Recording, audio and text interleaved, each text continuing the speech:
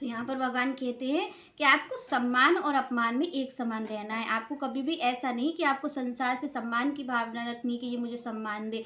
भगवान कहते हैं जो मेरा भक्त होता है उसे कोई सम्मान दे तो भी उसे कोई फर्क नहीं पड़ता है, और कोई उसे गाली दे जाए तो भी उसे कोई फर्क नहीं पड़ता है। भगवान कहते हैं ऐसा होता है मेरा भक्त।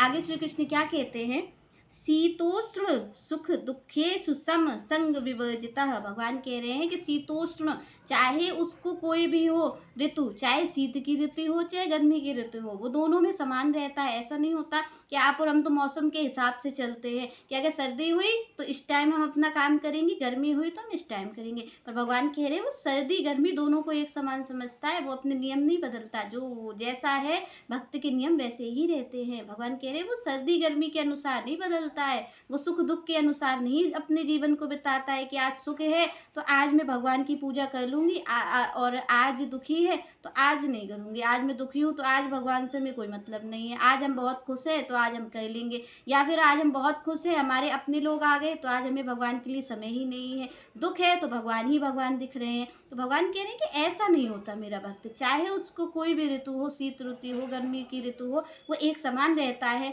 और चाहे सुख हो चाहे दुख हो, भगवान कह रहे जो मेरा भक्त होता है वो बदलता नहीं है, वो परिस्थिति के अनुसार नहीं बदलता है, वो एक ही परिस्थिति में रहता है। वो होती है भगवान में स्थिति, उसकी जो स्थिति होती है वो भगवान में ही होती है। वो भगवान की ही ओर चलता रहता है। उसे कोई मतलब नहीं कि गर्मी का मौसम है कि सर्दी का मौसम है, उसके जीवन में एक ही मौसम रहता है, वो श्री कृष्ण की भक्ति का मौसम रहता है। वो दूसरे मौसम को नहीं देखता, वो सुख दुख को नहीं देखता है, वो कभी भी सुख दुख को देख ही नहीं पाता है, क्योंकि वो श्री कृष्ण के आनंद में रहता है। तो श्री कृष्ण के जो आनंद है, जो प्रेम भक्ति का आनंद है, भगवान कहते हैं वो इतना आनंदित रहता है कि उसे सुख दुख से, बाहर के सुख दुख से कोई प्रभाव नहीं पड़ता है। आगे श्री कृष्ण कहते हैं तुल्य निंदा स्तुति मौनी संतुष्टो ये निचित। भगवान कहते हैं कि चाहे उसकी स्तुति की जाए और चाहे उसकी निंदा की जाए, वो क्या रहता है, वो मौन ही रहता है। कोई उसकी प्रशंसा कर रहा है तो भी वो कोई जवाब नहीं देता है, और कोई उसकी निंदा कर रहा है तो भी वो उसका कोई जवाब नहीं देता है।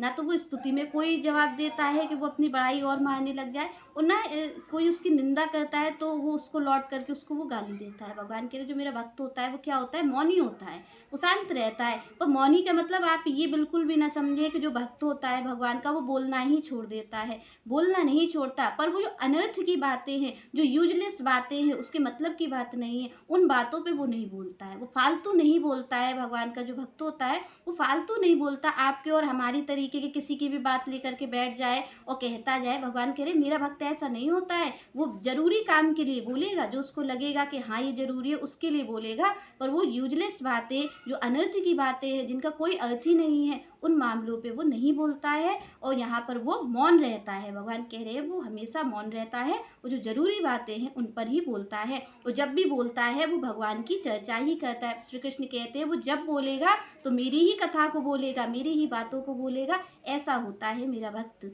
आगे भगवान कहते अनिकेतः स्थिर मति भक्तिमान में प्रियो नरा। भगवान कह रहे हैं जो उसकी स्थिति होती है वो कैसी होती है, मेरी भक्ति में रत रहता है। और अगर किसी को मेरी भक्ति चाहिए है, भगवान कहते हो ये गुण कैसे आएंगे। आप और हम ये विचार करते हैं कि ये गुण आप और हम में तो कभी आ ही नहीं पाएंगे, हम ऐसे नहीं हो पाएंगे। पर भगवान कहते हैं जो मेरी भक्ति में होता है ना, जो कृष्ण भावना भावित होता है, जो मेरी शरण में होता है, उसको ये गुण कभी लाने नहीं पड़ते हैं। जैसे ही वो मेरी शरण में आता है, भगवान कहते स्वतः ही ये गुण उसमें उत्पन्न हो जाते हैं, स्वतः ही प्रकट हो जाते हैं उसके अंदर ये गुण, जैसे ही वो मेरी शरण ग्रहण करता है। भगवान कह रहे हैं जैसे ही वो मेरी शरण में आएगा तो उसे ये गुण लाने नहीं पड़ेंगे, उसे स्वतः ही अपने आप गुण प्रकट हो जाएंगे और वो मेरी भक्ति को प्राप्त कर लेगा। तो भगवान कह रहे ऐसा होता है मेरा भक्त।